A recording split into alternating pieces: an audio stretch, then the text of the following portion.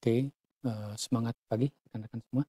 Eee, di pertemuan hari ini, ya kita akan lanjutkan pembahasan mengenai, materi MRP ya.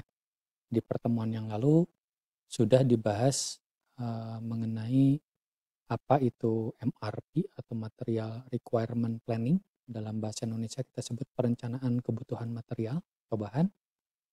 Kemudian inputan apa atau informasi apa yang dibutuhkan untuk menghitung atau merencanakan kebutuhan material ini, dan kemudian bagaimana cara perhitungannya. Nah, kita akan lanjutkan di bagian kedua ini dengan lot sizing ya. Kita akan bicara tentang lot sizing.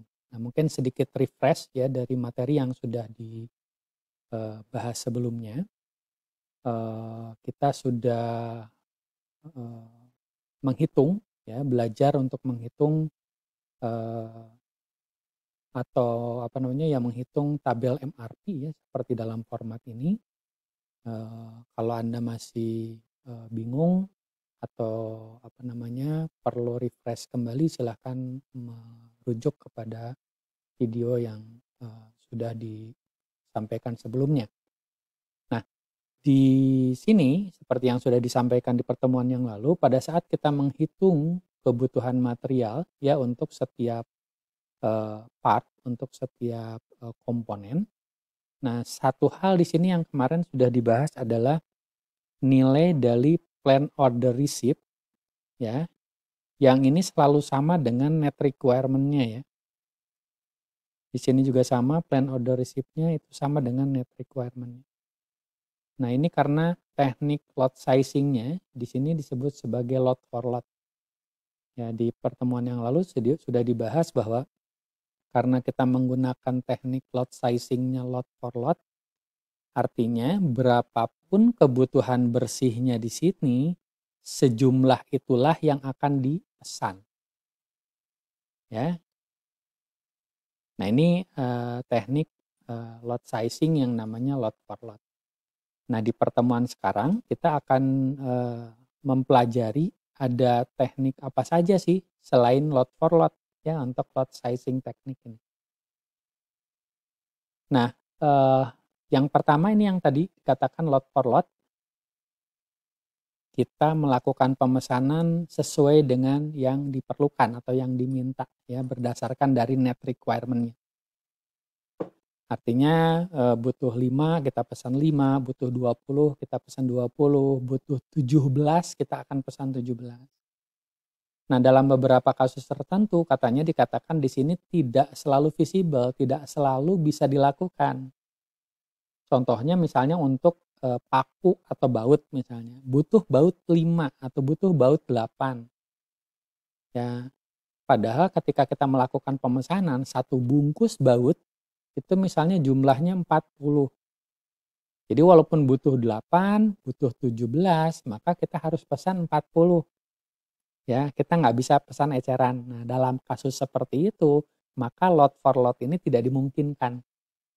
Ya, jadi satu bungkus itu 40, kita nggak bisa beli 7, ya, beli 12, ya kita harus pesan 40. Nah, ini lot for lot dalam konteks seperti ini tidak bisa dimungkinkan. Ya, oleh karena itu mungkin kita perlu mempelajari beberapa teknik lain, ya. Nah, ada beberapa teknik lot sizing yang lainnya. Yang berikutnya adalah di sini EOQ atau Economic Order Quantity. Nah, dalam konteks lot for lot, jadi pemesanan sesuai dengan kebutuhannya, itu dalam konteks biaya bisa jadi tidak ekonomis. Ya, dengan mempertimbangkan berapa demand-nya dalam satu kurun waktu tertentu, kemudian biaya pemesanannya, ya, kemudian biaya simpannya, ya. Nah, itu bisa jadi tidak ekonomis. Nah, oleh karena itu ada satu pendekatan lagi, yaitu adalah economic order quantity. Nah, pendekatan ini melihat bahwa pemesanan yang dilakukan, berapa jumlah yang harus dipesan itu dihitung ya dengan mempertimbangkan demand-nya, dengan mempertimbangkan, biaya simpannya dan dengan mempertimbangkan biaya pemesanannya, ya. Rumusnya biasanya, EOQ itu, ini mungkin dibahas di materi yang lain, sama dengan akar 2 DS per H, ya. Di mana D-nya ini adalah demand atau permintaan dalam kurun waktu 1 tahun, kemudian S ini adalah biaya pesan, kemudian H ini adalah biaya simpan, ya. Biasanya begitu cara perhitungan EOQ, sehingga dia dapatkan satu hitungan, satu angka, ya, jumlah pemesanan yang paling ekonomis. Artinya setiap kali kita melakukan pemesanan, itu akan sesuai dengan EOQ-nya, ya, nilai EOQ-nya. Nah, kemudian yang ketiga itu adalah periodic order quantity, ya. Nah, kalau ini bukan dilihat dari nilai ekonomisnya, dilihat dari kemudahan pemesanan dalam satu, apa namanya, kebutuhan di periode tertentu, ya. Nah, periode di sini bisa ditetapkan sendiri, misalnya saya akan melakukan pemesanan sesuai dengan kebutuhan 2 minggu atau 4 minggu atau 5 minggu, ya. Jadi kebutuhan dalam 3 minggu misalnya itu akan dikumpulkan, dilakukan pemesanannya sekarang. Nah, karena, kita juga ingin ekonomis, maka periodic order quantity bisa saja melihat intervalnya itu berdasarkan dari nilai EOQ dibagi dengan average demand per period, ya. Nah, berdasarkan nilai ini, kita bisa, tentukan sebetulnya berapa sih pemesanan yang harus dilakukan, ya, untuk periode tertentu, ya, berdasarkan interval yang dihitung di sini.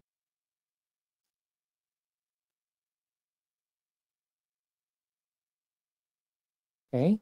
Nah, dengan cara seperti ini diharapkan no extra inventory, ya, karena perhitungan pemesanannya itu memperhitungkan dari kebutuhan demand-nya, ya, dalam periode tertentu. Nah, beberapa teknik yang lain, ya, itu ada, apa namanya, dynamic load sizing, ya, dengan beberapa pertimbangan dan beberapa pendekatan juga yang berbeda. Nah, ini mungkin tidak akan dibahas di sini, termasuk juga, ada, pendekatan atau teknik yang, lebih advance, ya. Ini dynamic programming approach, salah satunya adalah Wagner-Wittin. Nah, tapi ini tidak dibahas di pertemuan sekarang. Jadi setidaknya, apa namanya, untuk memberikan gambaran bahwa teknik load sizing itu ada banyak, ya, di sini akan kita bahas, yang apa namanya, EOQ dengan POQ, ya. Jadi yang load for load sudah dibahas di MRP dahulu, nah dilanjutkan dengan EOQ dan POQ. Nah, kemudian kita lihat perbedaannya, ya, di antara ketiga ini. Nah, eee, di sini dicontohkan, satu perhitungan MRP, ya, untuk satu part tertentu. Ya, misalkan, apa namanya, kebutuhan part ini dijelaskan di sini gross requirement-nya atau kebutuhan kotornya setiap periodenya, ya. Dalam konteks ini minggu, ya, minggu pertama 35, minggu kedua 30 dan selanjutnya, ya. Ini adalah kebutuhan kotornya. Nah, kemudian schedule receipt-nya di sini, dimisalkan kosong. Schedule receipt seperti dibahas di pertemuan yang lalu, itu adalah, pemesanan yang sudah dilakukan sebelum perencanaan ini dibuat dan direncanakan akan datang di periode mendatang di sini, sehingga dia harus masuk ke dalam penjadwalan. Ya, kemudian projected on hand ini adalah, inventory, ya, atau persediaan. Kemudian, di sini contohnya ada persediaan 35 di minggu sebelumnya, apa namanya, di minggu sebelum perencanaan ini dilakukan, dan ini akan di-carry over ke periode sebelumnya atau di minggu berikutnya. Kemudian ada net requirement, plan order receipt, dan plan order release. Nah, kalau kita lihat dari sini, maka kalau kita punya permintaan seperti ini, ya, kita gunakan teknik lot for lot, maka di permintaan di minggu pertama 35, kemudian kita punya on hand dari minggu sebelumnya, ya, yang kita carry over di sini, maka di sini net requirement-nya 0. ya. Nah, kemudian karena net requirement-nya 0 berarti tidak ada plan order receipt, berarti kita lanjutkan ke minggu berikutnya. Di sini ada kebutuhan 30, ya, tidak ada on hand karena sudah habis di sini, berarti di sini muncul kebutuhannya 30, net requirement-nya. Kemudian dengan teknik load for load, artinya berapapun net requirement-nya, sejumlah itulah yang akan dipesan. Ya, 30 berarti kita akan pesan 30. Nah, kita akan pesan 30 ini kapan dilakukan pemesanannya? Dengan melihat lead time 1 minggu, maka plan order release-nya itu dilakukan 1 minggu sebelumnya. Jadi kita akan memesan part ini itu di minggu pertama 30 dengan harapan nanti di minggu kedua itu akan hadir atau akan tiba. Ya, yang akan digunakan untuk memenuhi kebutuhan di minggu kedua. Nah, demikian juga untuk minggu-minggu berikutnya dengan cara yang sama. Sehingga kita bisa dapatkan di sini plan order release atau jadwal pemesanan untuk part ini di minggu pertama, ya, di minggu kedua, di minggu keempat sampai minggu ke-9.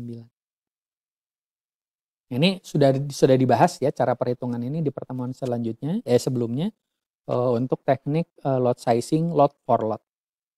Ya. Nah, untuk cara perhitungan seperti ini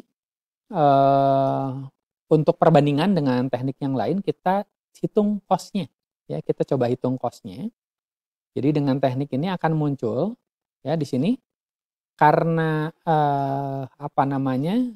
setiap pemesanan itu sesuai dengan kebutuhannya, sesuai dengan net requirement-nya, maka di sini tidak ada holding cost, ya. Jadi tidak ada yang disimpan, ya. Nah, kemudian yang ada di sini hanya biaya pemesanan, artinya ini itu adalah pemesanan, artinya satu kali pemesanan di sini setup cost-nya adalah 100, ya, sekali pemesanan. Kemudian yang kedua, ketiga, keempat, kelima, keenam, ketujuh. Berarti ada 7 kali pemesanan yang dilakukan. Masing-masing biayanya adalah 100, berarti total biaya di sini adalah 700 biaya pemesanannya. Biaya simpannya tidak ada, berarti total biayanya adalah 700. Ya, untuk teknik load for load di sini. Nah, nanti kita akan bandingkan dengan teknik yang lain. Teknik yang lain berapa sih total biayanya? Ya, mudah-mudahan bisa diikuti. Nah, kita akan lanjutkan dengan yang kedua. Ya, nah untuk yang kedua ini teknik EOQ, ya, Economic Order Quantity. Nah, perbedaannya dengan load for load, kalau load for load berapa yang ada di net requirement, sejumlah itulah yang akan ada di plan order receipt-nya, artinya sekian yang akan dipesan, ya, sejumlah itu. Nah, di pendekatan EOQ, ya, kalau kita punya net requirement tertentu, maka kita akan pesan tidak sejumlah itu, tapi sesuai dengan EOQ-nya. Ya. Nah, misalkan di sini EOQ-nya ditetapkan, ya, ini hasil perhitungannya, yang tadi rumusnya tadi sudah disampaikan. Misalkan di sini didapatkan nilai EOQ-nya ada 73. Artinya setiap pemesanan, setiap kali memesan itu jumlahnya 73. Ya. Nah, kalau kebutuhannya lebih dari 73 berarti pemesanannya dilakukan kelipatannya 2 kali 73, 3 kali 73 dan selanjutnya. Ya.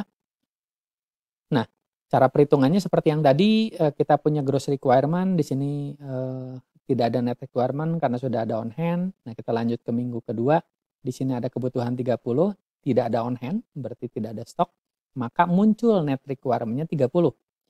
Nah, ada net requirement 30, kemudian kita harus memesan berapa? Nah, berdasarkan EOQ, kita harus memesan 73. Nah, ini bedanya. Nah, kita pesan 73. Konsekuensinya apa? Karena kebutuhannya 30, kita pesan 73, maka di sini akan ada sisanya itu 43. Ya, menjadi on hand atau menjadi stok persediaan. Ya. Nah, yang 73 di sini tadi plan order release-nya kapan? Sama lead time-nya 1 minggu, berarti release ordernya atau pemesanan dilakukan seminggu sebelumnya. Ya, sejumlah 73.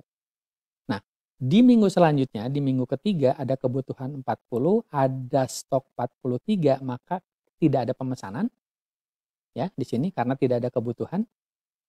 Ya, untuk pemesanan. Nah, sisanya dari sini 40, 43 berarti sisanya ada 3 yang disimpan. Di sini sama, tidak ada kebutuhan, masih disimpan di sini. Nah, di sini ada kebutuhan 10, kita ada stok 3, maka net requirement-nya 7. Net requirement 7, berapa harus pesan? Di sini pesan sesuai dengan EOQ-nya 73. Ya, sama ya. Pesanan dirilis di satu minggu sebelumnya. Nah, sisanya karena hanya butuh 7, berarti sisanya ada 66 yang masuk ke stok atau persediaan. Demikian selanjutnya, ya, ini butuh 40, ada 66 berarti tidak ada net requirement, sisanya disimpan di sini, butuh 30, ada stok 26 berarti net requirement-nya 4. Nah, ada kebutuhan 4, berapa yang harus dipesan? 73. Dan selanjutnya. Oke. Nah, di sini yang kita akan perhitungkan ya, biayanya. Pertama adalah biaya simpan ya. Kemudian di sini adalah biaya pemesanan ya. Nah, ini kita coba jumlahkan, kemudian di sini pemesanannya dilakukan 1 2 3 4 kali pemesanan. Jadi kalau kita hitung ya, di sini holding cost-nya kalau kita jumlahkan tadi itu ada 375 unit. Nah, ini katanya termasuk 57 unit on hand at the end of week 10. Jadi yang minggu 10 ini selisihnya ada 57 yang di carry over ke minggu ke-11 ya. Itu dibayar atau diperhitungkan di minggu ke-10. Nah, totalnya ada 375 kali tadi biaya simpannya itu adalah $1 per minggu ya. Dapat 375. Kemudian biaya pemesanannya itu dilakukan tadi 4 kali, 1 2 3 4 berarti 4 kali biaya pesanan biaya pesannya 100 berarti 400 ya. Nah, 375 tambah 400 total biaya dengan teknik ini adalah 775 ya. Nah, ini yang pertama, yang kedua ya, dan yang kita lanjutkan ke yang ketiga ya. Nah, yang ketiga di sini teknik lot sizing POQ, periodic order quantity. Nah, pemesanan dilakukan untuk periode tertentu. Nah, untuk periode ini ya, penentuan periode ini kita harus menentukan dulu intervalnya ya. Intervalnya berapa lama sih ya. Nah, kalau tadi pendekatannya katanya dihitung dari EOQ dibagi dengan average requirement-nya. Nah, EOQ-nya 73, average gross requirement-nya untuk weekly ya, weekly gross requirement-nya itu adalah 27. Ya, dihitung dari sini berarti intervalnya di sini 73 dibagi 27 kurang lebih 3 minggu ya dibulatkan. Ya.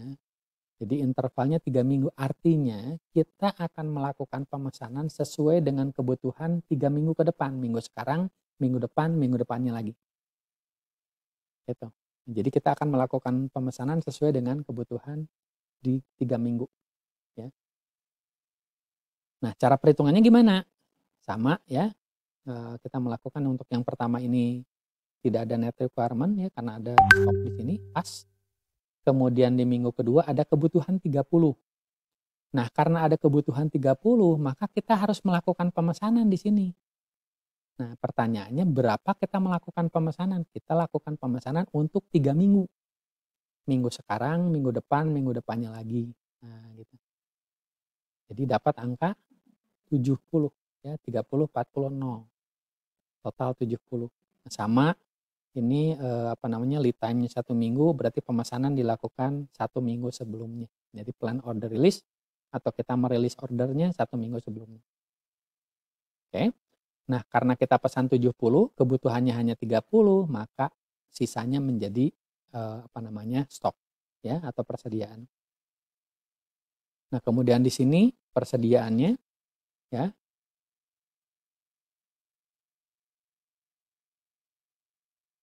Ya, ada di sini. Nah, di minggu ketiga ya, ada permintaan 40, ada persediaan 40, berarti habis ya, berarti tidak ada net requirement di sini. Di sini juga tidak ada. Nah, kita lanjut ke minggu kelima. Minggu kelima ada kebutuhan net gross requirement-nya 10, on hand atau stoknya tidak ada, maka net requirement-nya ada 10. Berarti kita harus melakukan pemesanan. Nah, berapa kita lakukan pemesanan? Kita lihat pesanan untuk 3 minggu berikutnya, ya. 10, 40, 30, totalnya adalah 80, ya. Kita pesan 80, kemudian berarti sisanya ya, karena net requirement-nya 10, berarti sisanya masuk menjadi stok di sini 70. Kemudian di minggu ke-6 ada 40, on hand-nya ada 70, berarti tidak ada net requirement di sini. Kemudian di minggu ke-7-nya ada gross requirement 30, ada on hand 30, berarti habis. Ya, jadi di sini tidak ada pemesanan. Oke. Nah, di sini kosong. Nah, kemudian di minggu ke-9 itu ada kebutuhan net requirement-nya, gross requirement-nya 30, ya. Berarti di sini ini harusnya 35 ya.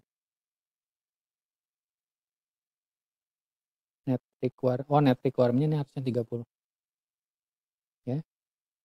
Net requirement 30. Ini ada kesalahan tulis. Ya. Berarti ada net requirement 30, berarti kita harus melakukan pemesanan. Nah, kita lakukan pemesanan untuk 3 minggu ke depan. Hanya karena ini hanya untuk sampai minggu ke-10, berarti 3 minggu itu yang kita hitung hanya ini saja. Berarti ada 85, ya. Sisanya ini menjadi stok di pertemuan di minggu ke-10-nya, dan berarti di sini 0. Nah, demikian cara perhitungan MRP untuk teknik periodic order quantity atau POQ, ya. Nah, dengan cara seperti ini, ya, berarti di sini ada on hand-nya, ya. Ini kita jumlahkan, kemudian pemesanannya ada 3 kali di sini. Berarti kita bisa hitung, ya, pemesanannya atau setup-nya di sini 3 kali 100, biayanya berarti 300. Kemudian holding cost-nya di total ini ada 195, ya. Nah, berarti total cost-nya 495. Oke. Nah, kalau kita coba bandingkan di antara ketiga teknik lot sizing yang sudah dihitung tadi, antara lot for lot, ya, kemudian EOQ, kemudian POQ, maka di sini yang paling murah biayanya adalah 475, ini adalah POQ. Jadi kalau kita bandingkan di antara tiga ini, maka yang paling murah adalah kalau kita gunakan POQ, ya, periodic order quantity. Nah, inilah bagaimana kita memilih teknik lot sizing yang paling sesuai, ya, dengan kondisi, dengan tujuan atau target biaya yang paling murah, ya. Nah, mudah-mudahan bisa diikuti, ya, penjelasan mengenai teknik lot sizing di sini. Nah, kalau kita lihat di sini ada sedikit catatan, katanya kalau pakai pendekatan dynamic programming, ya, dengan menggunakan Wagner-Wittin, katanya itu biayanya itu 455, ini lebih murah, ya. Tapi ini tekniknya agak sulit, ya. Tapi setidaknya memberikan gambaran bahwa beberapa teknik itu memiliki cara, ya, baik yang mudah maupun yang kompleks, yang sulit, yang membutuhkan tools atau alat bantu dengan konsekuensi biaya yang berbeda-beda. Jadi kita bisa pilih, ya, di antara itu. Oke. Nah, itulah penjelasan mengenai teknik lot sizing. Jadi kalau kita bisa simpulkan di sini, kalau kita lihat katanya berdasarkan teori, lot size itu harus dihitung ulang, ya, ketika ada perubahan teknik lot sizing-nya atau ada perubahan dari order quantity-nya. Ya, jadi kalau teknik lot sizing-nya berbeda, berarti jumlah pesanannya pun mungkin akan berbeda. Nah, itu berarti ada perhitungan ulang di sana. Ini di teorinya, tapi di prakteknya, jadi kalau kita lakukan perubahan-perubahan ini, itu akan membuat sistemnya jadi nervous atau instability katanya, ya. Jadi ada kesulitan mungkin dalam penerapannya.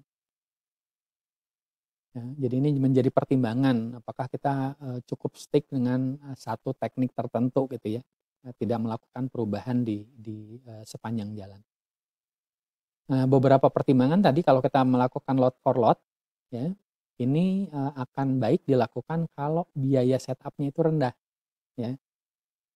Kalau biaya setup-nya itu rendah atau biaya pemesanannya itu rendah, maka dilakukan beberapa kali pun biaya apa namanya, pemesanannya itu, total cost-nya atau biaya totalnya akan murah, ya.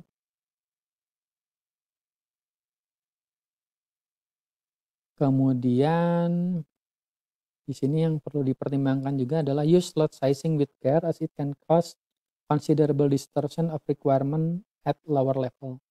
Nah, penentuan teknik slot sizing juga ini perlu dipertimbangkan dengan baik ya, karena itu akan bisa jadi menyebabkan distorsi ya pada kebutuhan di level bawahnya. Ya, kalau kita lihat dari bill of material ya, jadi dari tingkatan atau struktur produknya ya, penentuan dari teknik load sizing di atasnya itu akan berdampak kepada, anak-anaknya ya. Jadi itu juga perlu dipertimbangkan. Nah, apa namanya, pertimbangan lainnya juga di sini kalau setup cost-nya itu mahal, ya biaya pemesanannya mahal, eee, dan juga demand itu cenderung smooth artinya tidak dinamis, dia cenderung stabil dari waktu ke waktu, maka teknik POQ dan EOQ itu bisa dipertimbangkan, ya, bisa menjadi solusi yang lebih baik.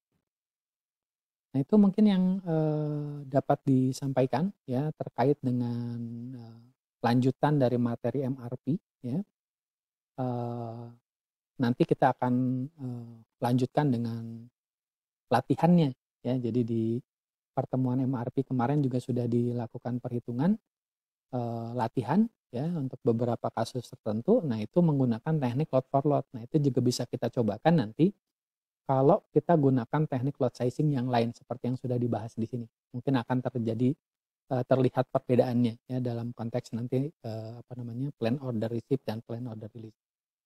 Nah demikian mudah-mudahan bisa memberikan, tambahan wawasan ya dan pencerahan dari konteks material requirement planning. Demikian ya, terima kasih.